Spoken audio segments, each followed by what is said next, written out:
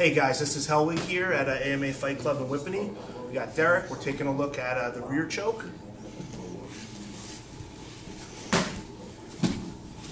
Standard way most people learn their rear choke in Jiu Jitsu, protecting the choking arm with the bottom hand sitting up nice and tight, keeping my head pressure forward. What I'm going to do from here is, when I let go of my grip, I'm going to immediately look to isolate the wrist, bring my hand as far back around the neck as possible. When I decide to cut the wrist loose, I may throw in a leg trap, but even if I don't, the hand comes up. Right here, the hand goes to the bicep, hand to the back of the head, drag him down to the side that pulls him deeper into the choke, and the finish is achieved by pulling back, squeezing tight, sometimes even pushing forward with the hand behind the head. When they get to the point where they're looking to finish the choke, it becomes difficult against a more experienced guy to always hide the hand. If he doesn't tap instantly, he's a tough opponent. He can tense his throat, he can fight with both hands to get a hold of the fingers of the wrist, peel the hand down in front of his face, hold on really tight, get a wrist grip. Now I'm looking, not to finish, but to get my hand back to where I'd initially gotten it.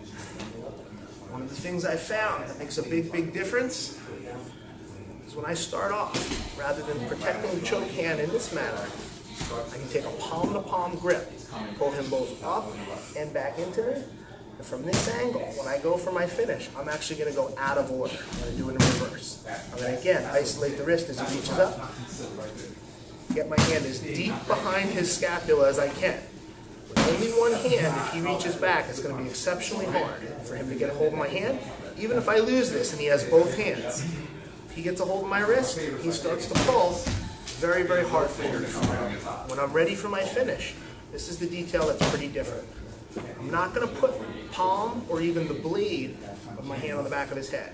I'm actually going to first put the back of my fist to the back of his head, flare my elbow, and bring my hand up as high as I can on my shoulder, crawling it like a spider.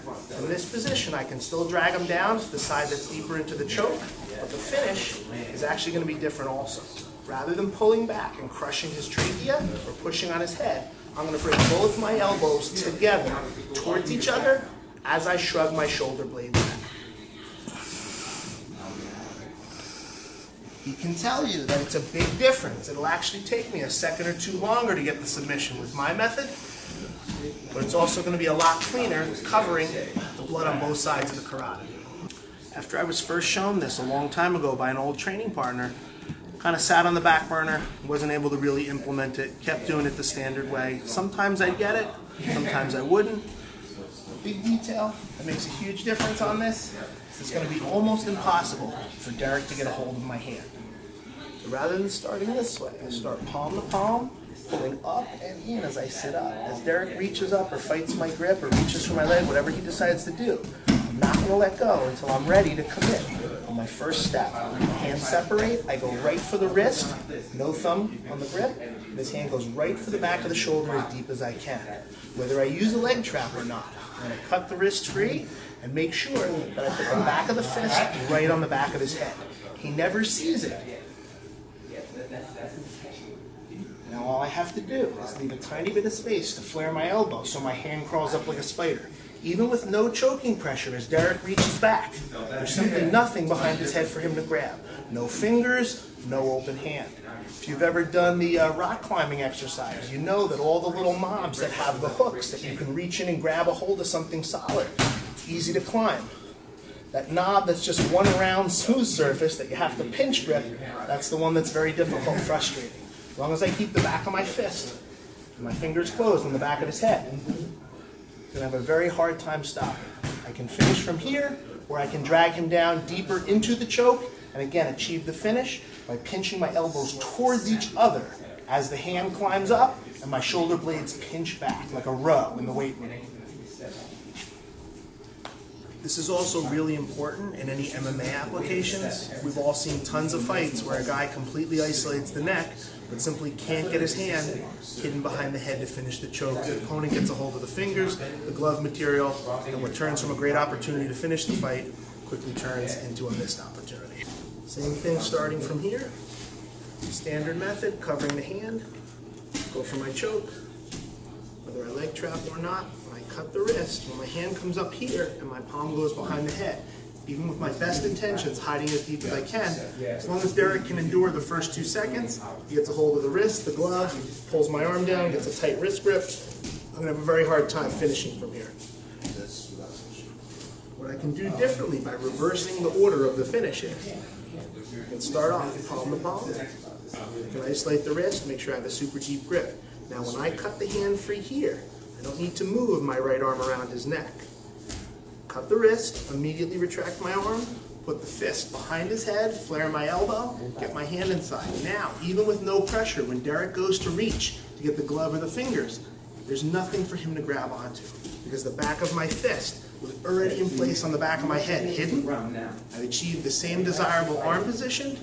I can take him down to the side, that puts him deeper in the choke, bring both elbows towards each other, pull my shoulder blades back, cover both carotids. The rear choke is one of the fundamental and most powerful moves in Jiu Jitsu, has the nickname of the Lion Killer. When we take a look at this in the gi, you see a lot less rear chokes in the gi than you do gi chokes. Same principles apply with the added friction. The gi, if I start off in our standard grip, protecting the arms, sitting in tight, when I go, he brings his hands up, I go to isolate, I go to attack. When my hand comes up, even if I do my best to hide my arm, once the hand, doesn't matter if it's the back of the hand or the front of the hand, is in place open, I have 1 second to get the submission. If not, both hands go up and grab the thumb and fingers. He gets a hold of my hand. It's painful, might not be legal, but it happens all day. He holds on to it. I'm now left either modifying and trying a one-arm choke, grabbing a hold of my own collar. It's going to be low percentage. What I can do with the gi also is start off palm to palm, pulling him both up and in towards me, sitting my head forward. Now when he reaches in, or even if he attacks one of my hooks with his hands low, I can go right for the neck, get a hold of the wrist. If I need to, I can employ a leg trapping technique. But from here, I'm going to go in reverse order. This grip is very tight and secure. I need to hide that hand. Back of my fist goes right to the back of his head. Elbow flares just slightly enough to get my hand through, and I don't rest on where it happens to land. I crawl it up like a spider, deeper and deeper, both elbows together, shoulders back, and if I want to, I can drag him down to the side that puts him deeper into the choke. Squeeze, take my finish. This is something a lot of people can test out, see how it works for you. Some wider grapplers, some heavier grapplers often have difficulty hiding that hand. Most of the time, guys, it's not going to make a huge difference. A lot of people tap out the second they feel pressure on their neck. But for those big matches, or for just getting to that next level in your own training, it can make a big difference in progress for a lot of people to feel confident that the last thing they have to worry about once they secure a rear choke is having somebody reach back, fish out the hand behind their head.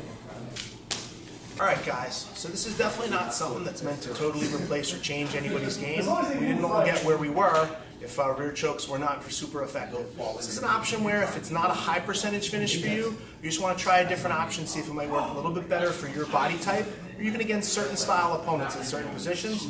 Hopefully it helps you guys out. Give it a try and let me know what you think. Thanks a lot for watching.